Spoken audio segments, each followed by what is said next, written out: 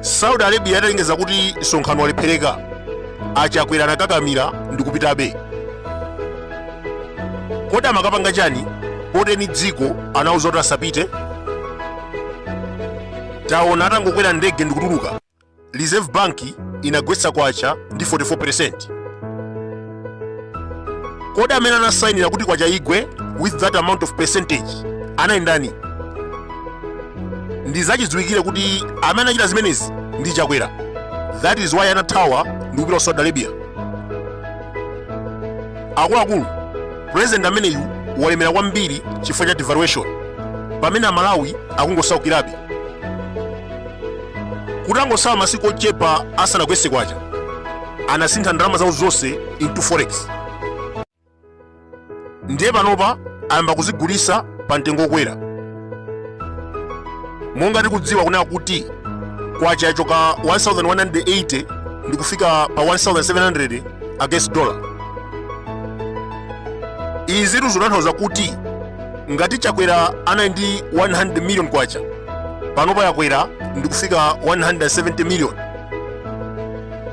Mukayang'ana mbali nayi, civil servant sale ndi omweja, koma katundu pasika wakwera ndi 44%. Sobo wachoka pa 4500 nkufika 8000. Fertilizer wafika 110000. Petulo, chimanga, matransport kandi bread zonse zakwera mitengo ndi 44%. Ndiye president amene akanakhala wanzeru akanakwezanso malipiro ama civil servant ndi 44%. Chifukwa zinthu pansika zakwera ndi 44%, Kwacha yagwa ndi 44%, koma malipiro sakuonjezera. Kodi akufuna Malawi azikhala bwanji dziko muno? Tikumbutsane pano kunena kuti mavuto amene tikunena pano akukhudza aliyense, kaya ndiwe wa MCP, kaya DPP, kaya ndiwe wa polisi, tonse tikuvutikira limodzi. Kaya azikutumani kuti mundimange, but at the end mukatimanga mupita pansika mukagula sugar 1800. Pa zonse zimene zikuchitika dziko muno, lero ndimafuna ndifunse asilikali, kodi muli kuti? Tiziti mavuto akuchitika dziko muno simukuwaona? Nthawi nake tinkakuona ni m'misewumu mukuteteza Timothy Ntambo. Lero zoona mungalephera kuteteza Malawi amene akuvutika chifukwa cha chakwera? Think about the villagers amene akulephera kugula sugar pa mtengo wa 1800. Ngakhale niyo asilikali mukondera zingati? Makolo anu akufuna fertilizer kumudzi 110,000 thumba limodzi, mukwanisa? Mwachidule Amalawi atopa ndi ulamuliro wa chakwera. President wa mtundu wanji omwe akukhala kukweza zinthu. Inuyo tapita ndi kukasungu, mupite kudedza, kamupita kwa Asundwe, koseko anthu sakufuna kumva dzina la chakwera, atopa nayi. Mbuyomu tinali ndi Bingu amene akanakutsitsa Kwacha, anatiuza kuti zimenezi zimasakwisa dziko. Kunabwera Professor Peter Mutharika amene anayendetsa dziko ndi deficit budget. Lero ndi mbusa wa Assemblies of God amene anamiza anthu fertilizer 4495, passport 14,000, kudya katatu, koma zonsezi sizikutheka. Malo mwake akugwetsa Kwacha, kukweza katundu, komanso kuba.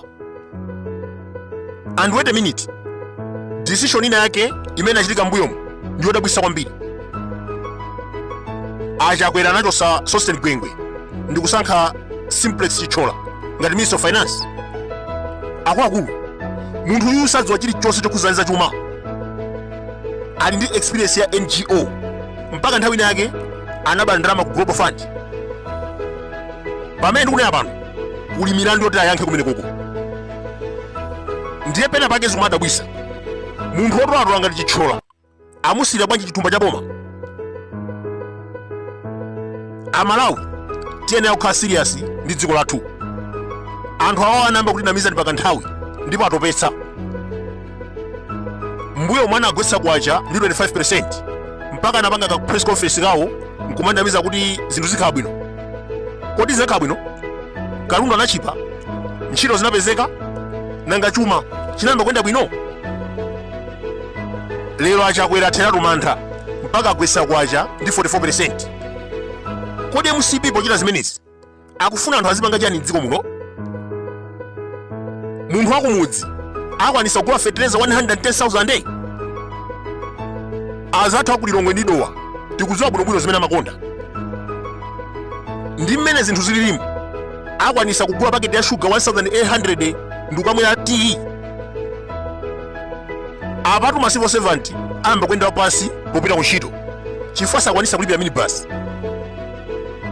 Inu yotangoganizani munthu akugwira ntchito kumakhala mtawuni ndi akule chakudya, alibe nyumba ya lendi, school fees plus transport. Zingatheke with that amount of salary? Komanso chodabwitsa kwambiri pa nkhani ya salary ndichoona kuti majaji akumalipidwa $. Ndiye timafunsa kuti why only judges receiving their salaries in dollars? Anthu amene wanakupangirani chani chimene mawathokoza mpaka kumalipira ni forex? Achakwera akuyenera atiuze zoona, chifukwa sizoona kuti majaji okhazira ndi ndalama in dollars, pamene ma civil servant onse ogwira ntchito boma onse akulandira ndalama m'Kwacha, majaji kumalandira $. Ndiye tikuyenera kuti timve zoona zenizeni, otherwise ife ngati Malawi tidzakhala tikukhulupirira kunena kuti majaji amenewa anagulitsa dziko lino mchaka cha 2020. Akuluakulu, kodi kanyimbi mmandziwa ndi kanyama kakang'ono kwambiri koma kakafika pamalo pamanunkha. Lero Malawi wanunkha chifukwa chakuya Kwachakwera ndiye kanyimbiyo.